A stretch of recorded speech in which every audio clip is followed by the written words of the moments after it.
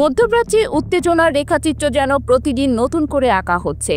ইরানের পাল্টা হামলায় বিশ্বের অন্যতম শক্তিশালী ইসরায়েলের আকাশ প্রতিরক্ষা ব্যবস্থা আয়রন ডোম থেকে শুরু করে ডেভিস স্লিং, অ্যারো 2 ও অ্যারো 3 সবই একরকম চাপের মুখে পড়েছে। বিশ্লেষকরা বলছেন, ইরান এক নতুন ধরনের প্রযুক্তি এবং কৌশল ব্যবহার করে ইসরায়েলের বহুস্তর বিশিষ্ট প্রতিরক্ষা বলয়কে ভেদ করতে সক্ষম হয়েছে।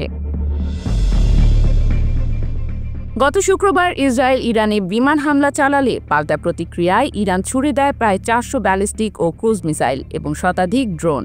এর বেশ কিছু ইসরায়েলের গভীরে গিয়ে আঘাত হানে।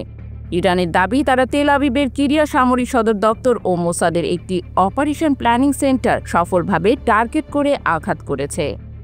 আল জাজিরার প্রতিরক্ষা সম্পাদক অ্যালেক্স গ্যাটোপোলাস জানান, ইরান এমন এক হাইপারসনিক মিসাইল ব্যবহার করছে যা প্রতিরক্ষা ব্যবস্থার প্রতিক্রিয়া জানানোর সময় দিচ্ছে না। এটি প্রযুক্তির বিরুদ্ধে প্রযুক্তির জবাব। কিংস কলেজ লন্ডনের গবেষক মারিনা মিরন আল জাজিরাকে বলেন, কোনো প্রতিরক্ষা ব্যবস্থায় 100% সফল না। আর যদি আপনার হাতে সীমিত সংখ্যক ইন্টারসেপ্টর থাকে, তাহলে একসময় সেগুলো ফুরিয়ে যাবে। তিনি বলেন, ইরান যেভাবে ডেকয় ড্রোন ও ভুয়া লক্ষ্যবস্তু ব্যবহার করছে তা মূল আক্রমণের আগে ইসরায়েলের ইন্টারসেপ্টর সংকটে ফেলছে। ইসরায়েলের হামলায় ইরান তার হোভেইজেই ক্রুজ মিসাইল ব্যবহার করেছে, যেগুলো নিচে দিয়ে ধীরে ধীরে উড়ে এসে রাডারকে ফাঁকি দিতে পারে।